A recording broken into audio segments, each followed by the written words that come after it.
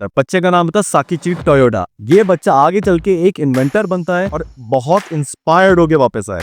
वापस आके उनको ऑटोमोबाइल्स की कंपनी शुरू करनी थी, लेकिन उनके पास फंड नहीं थे। वर्ल्ड वॉर 2 जापान के लिए अकेला नहीं आया था, वर्ल्ड वॉर 2 बेइंतहा तबाही लेकर आया था।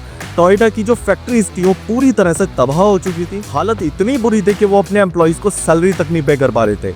इससे गुस्सा होकर एम्प्लॉइज ने स्ट्राइक हड़ताल कर दी। बात लेट 1800 की है, जापान बदल रहा था। एक गरीब कारपेंटर के यहाँ पे एक बच्चे का जन्म होता है। बच्चे का नाम था साकिची टोयोडा। ये बच्चा आगे चल के एक इन्वेंटर बनता है और 1924 के अंदर ये ऑटोमेटिक लूम इन्वेंट करता है। बड़ा ही सिंपल सा कंसेप्ट होता है। ये जो लूम होती है ये चलते चलते रुक जाती है, जैसे ही धागा टूटता है इससे जो धागे की वेस्टेज होती है वो खत्म हो जाती है। सिंपल लेकिन जीनियस।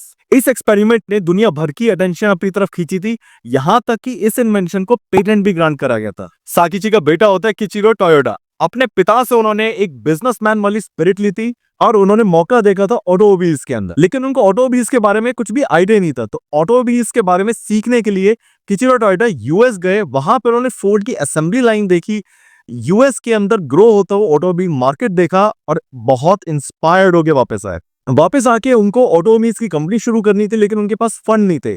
उनके पास एसेट के नाम पे था तो वो पुरानी लूम प्लस एक पेटेंट। वो पेटेंट उन्होंने एक अमेरिकन कंपनी को सेल किया। उससे जो पैसे आए उससे रजिस्टर भी टोयोटा मोटर कॉर्पोरेशन। नाम टोयोटा इसलिए रखा था, पहली बात वो टोयोटा से थोड़ा रिजेंबल कर रहा था, एंड नंबर 2 टोयोटा अपने आप में जापानीज कल्चर के अंदर बड़ा ही अच्छा और गुड टाइम माना जाता था। उन्होंने पहली कार लॉन्च करी मॉडल ए। रिसोर्सेज बहुत कम थे, बड़ा ही लिमिटेड पैसा था और उस टाइम जापान में वेस्टर्न कार मैन्युफैक्चरर्स की तरफ से बड़ा ही तगड़ा कंपटीशन था। फोर्ड मोटर, जनरल मोटर्स, ये सब जापान के अंदर। लेकिन जो मॉडल ए था इसको डिसेंट सक्सेस मिली थी। अभी सक्सेस ये सेलिब्रेट करना शुरू भी नहीं कर पाए थे कि वर्ल्ड वॉर 2 ब्रेकआउट हो गया। जापानीज गवर्नमेंट ने इंस्ट्रक्ट किया हर कार मैन्युफैक्चरर को कि कार मैन्युफैक्चरिंग बंद करके मिलिट्री के इक्विपमेंट्स, मिलिट्री के ट्रक को प्रायोरिटी दी जाए। टोयोटा ने यहाँ पे ट्रक बनाने शुरू करे। लोहे की कमी थी तो लकड़ी का ट्रक बनाने शुरू करे। कई ट्रक्स तो ऐसे थे जिनके अंदर सिर्फ एक लाइट थी। कोई स्टैंडर्ड्स, कोई क्वालिटी पैरामीटर किसी पे ध्यान नहीं दिया गया था। सिर्फ जल्दी से जल्दी ज्यादा से ज्यादा ट्रक बनाने पे ध्यान दिया गया। वर्ल्ड वॉर 2 जापान के लिए अकेला नहीं आया था, वर्ल्ड वॉर 2 बेइंतहा तबाही लेकर आया था। टोयोटा की जो फैक्ट्रीज थी वो पूरी तरह से तबाह हो चुकी थी।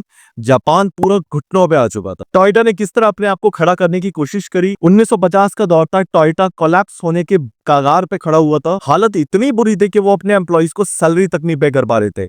इससे गुस्सा होकर एम्प्लॉइज ने स्ट्राइक हड़ताल कर दी और इसको जाना गया फेमस टोयोटा स्ट्राइक के नाम से। ये टोयोटा के लिए, टोयोटा के इतिहास में बहुत क्रिटिकल मोमेंट था। इसी क्राइसिस के दौरान किचिरो टोयोडा ने एक बहुत ही पेनफुल डिसीजन लिया। उन्होंने लीडरशिप से रिजाइन कर दिया। वो इतने समझदार थे, उनको पता था कि अब किसी नए फेज की, एक नए स्टाइल ऑफ लीडरशिप की सख्त जरूरत। ताइजो इशिडा ने रिस्पॉन्सिबिलिटी ली। उन्होंने एज अ प्रेसिडेंट ज्वाइन किया। बहुत ही शांत नेचर के थे और बहुत प्रैक्टिकल नेचर के थे। उन्होंने टोयोटा के अकाउंट्स और फाइनेंस को हैंडल किया, मैन्युफैक्चरिंग को देखने की कोशिश करी और धीरे धीरे टोयोटा को हैंडल, सर्वाइव करवाने की कोशिश करी। बट पर्दे के पीछे एक और किरदार था जो बहुत बड़ा रोल निभाने के लिए एकदम तैयार था। उस किरदार का नाम था इजी टोयोडा। ये टोयोटा फैमिली का ही मेंबर था। बेहद तेज दिमाग था और अपनी एफिशिएंसी के लिए जाना जाता था। ये अपने हर प्रोसेस के अंदर एफिशिएंसी को डालना पसंद करता। कुछ साल पहले इजी यूएस गए थे। वहां पे उन्होंने फोर्ड की असेंबली लाइंस देखी थी। वहां पे फोर्ड की कुछ एफिशिएंसी और कार मैन्युफैक्चरिंग के प्रोसेस देखे थे और इजी को ये लगता था कि टोयोटा फोर्ड से बेटर कर सकता है जापान के अंदर। और इसी दौर के अंदर इजी ने काम करना शुरू किया टोयोटा में एक छोटी सी टीम के साथ, एक ऐसा सिस्टम बनाने के लिए जिससे कि वेस्टेज कम हो, एफिशिएंसी इंक्रीज करे और रिलायबिलिटी बहुत हाई हो। इन शॉर्ट टोयोटा अनस्टॉपेबल बन जाए। इस सिस्टम को बाद में नाम दिया गया टोयोटा प्रोडक्शन सिस्टम। इस टोयोटा प्रोडक्शन सिस्टम के हर्ट के अंदर दो मेन सिस्टम्स काम करते थे। Number 1 just in time and number 2 is kaizen. Just in time के अंदर क्या था कि आपको इन्वेंटरी नहीं रखनी है, आपको जो प्रोडक्ट्स है वो तभी बनाने हैं जब उनकी जरूरत है, जितनी जरूरत है उतनी ही क्वांटिटी में बनाने। इससे आपकी ओवरऑल कॉस्ट ड्रास्टिकली नीचे हो जाती है और वेस्टेज बहुत तेजी से नीचे आती है। नंबर 2 था काइजन। काइजन मतलब है कि आपको धीरे धीरे, step by step, slowly improve करना है on daily basis. But as always ये थ्योरेटिकली चीजें बड़ी अच्छी लगती हैं, लेकिन एग्जीक्यूशन हमेशा बेहद मुश्किल काम होता है। इसके अंदर बहुत सारी दिक्कतें आई, वर्कर्स ने बहुत सारी गलतियां करी, कई बार क्वालिटी अच्छी होने की बजाय बेकार हो गई। बट हिट एंड ट्रायल होता रहा, टोयोटा कोशिश करता रहा और धीरे धीरे ये कोशिश रंग लाने लगी और टोयोटा स्लोली इंप्रूव होना शुरू हो गया। इसके अंदर एक बहुत इंपॉर्टेंट रोल प्ले किया था एंडन कॉर्ड ने। एंडन कॉर्ड बड़ा ही सिंपल सा प्रिंसिपल है। एक रोप होती है जो पूरी मैन्युफैक्चरिंग फैक्ट्री के अंदर घूम रही होती है। अगर कोई भी वर्कर जो कि लाइन के ऊपर काम कर रहा है, अगर उसको कोई दिक्कत या फिर कोई क्वालिटी के अंदर फ्लॉ नजर आता है, वो एंडन लाइन खींच सकता है और पूरी प्रोडक्शन लाइन वहीं के वहीं रुक जाएगी। बात बड़ी सिंपल और छोटी सी थी, बट फैक्ट्री का हर वर्कर, हर मेंबर एक क्वालिटी एनालिस्ट बन गया था। इस चीज के बाद जो रिजल्ट आए वो बहुत हैरान करने वाले थे। रिलायबिलिटी बहुत ज्यादा इंप्रूव हो गई थी और रिलायबिलिटी इंप्रूव होने के साथ और ज्यादा स्टेप बाय स्टेप इंप्रूव होती जा रही थी। 1960 में कोरोला जैसे मॉडल जो कि दुनिया के बेस्ट सेलर थे, वो एक कंफर्म करते थे कि ये अप्रोच कितनी ज्यादा भरोसेमंद थी। इस टोयोटा प्रोडक्शन सिस्टम ने टोयोटा को एक ग्लोबल लीडर बना के रख दिया था। ये सिस्टम खाली कार मैन्युफैक्चरिंग के अंदर नहीं रुका, ये अलग अलग तरीके की मैन्युफैक्चरिंग के अंदर गया, ये हेल्थ केयर के अंदर गया, ये रिटेल के अंदर गया। ये प्रोडक्शन सिस्टम आज भी यूनिवर्सिटीज में पढ़ाया जाता है और अलग अलग कंपनी आज भी इसको इस्तेमाल करती हैं। सिर्फ सरवाइव करने के एक डेस्परेट नीड से उपजा एक कंसेप्ट आज पूरी दुनिया में एक क्वालिटी का रेवोल्यूशन बन गया था। 1960s तक टोयोटा अपने क्राइसिस से बाहर आ चुका था, लेकिन एक बहुत बड़ा सवाल आज भी इनके ओनर्स और सीनियर मैनेजमेंट के दिमाग में खटक रहा था, क्या टोयोटा एक ग्लोबल लीडर बन सकता है? और इसका जवाब मिला 1966 में टोयोटा कोरोला के लॉन्च के साथ। 1970 का दौर था, टोयोटा ने यूएस में एंटर किया। यूएस के अंदर एंटर करते ही जैसे ही उसने अपनी कार्स जैसे कि टोयोटा कोरोला को लॉन्च किया, टोयोटा का मजाक उड़ाया गया। क्रिटिक्स ने बहुत ज्यादा फन की तरह लिया टोयोटा को।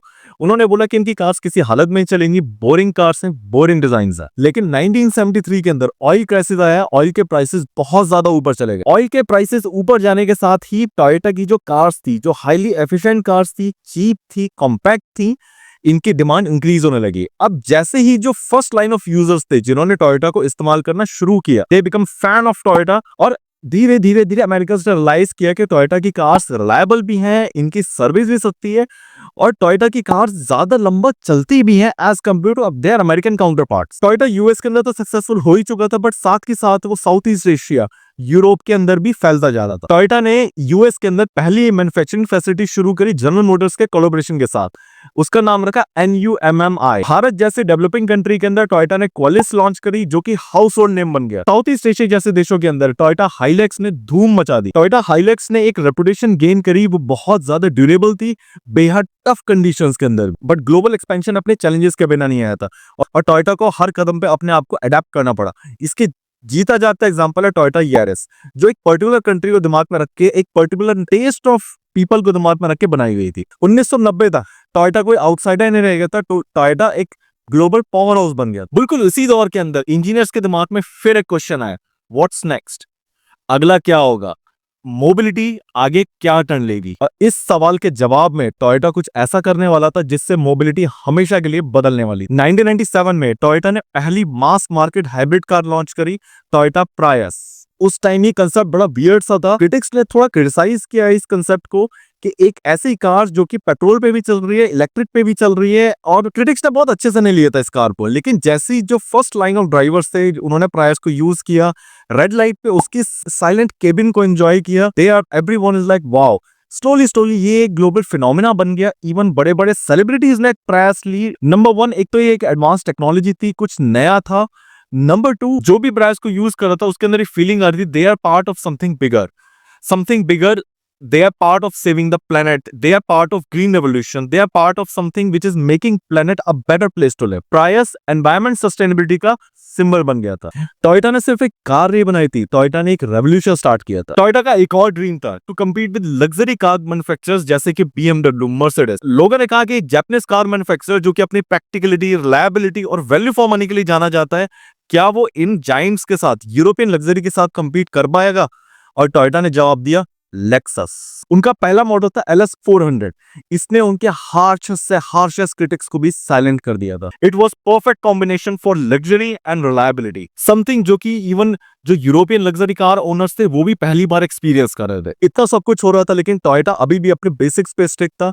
एंडन कॉर्ड आज भी यूज करी जा रही थी और आज भी जो फैक्ट्री के फ्लोर के वर्कर्स थे वो एंडन कॉर्ड को पुल करके पूरी प्रोडक्शन लाइन रोक सकते थे अगर उनको कोई इश्यू नजर आए, अगर उनको कोई डिफेक्ट नजर आए। अर्ली 2000 तक ये कोई नॉर्मल जापानीज मैन्युफैक्चरर नहीं रह गया था, ये वर्ल्ड का सबसे बड़ा मैन्युफैक्चरर बन गया था। जैसे हर बड़ी कंपनी चैलेंजेस फेस करती है, टोयोटा ने भी अपना चैलेंज फेस किया 2000 के अंदर, और वो चैलेंज इतना ज्यादा बड़ा था जिसने टोयोटा को ऊपर से नीचे तक हिला के रख दिया। 2009 के अंदर टोयोटा की कार्स के अंदर एक डिफेक्ट, एक इशू निकल के सामने आया। अपने आप टोयोटा की कार्स स्पीड ले रही थी, इससे कुछ एक्सीडेंट्स भी हुए थे और कुछ लोगों की मौत भी हुई थी। टोयोटा के ऊपर जांच बिठाई गई, लोगों ने बहुत क्रिटिसाइज किया टोयोटा को कोर्ट में घसीटा गया।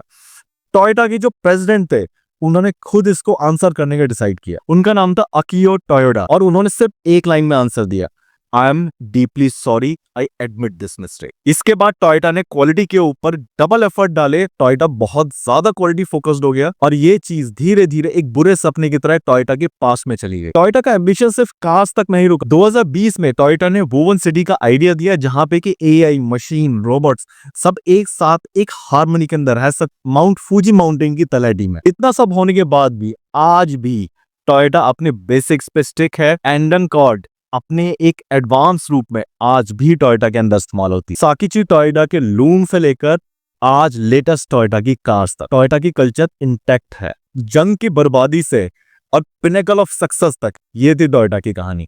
आई hope you like this story. Take care.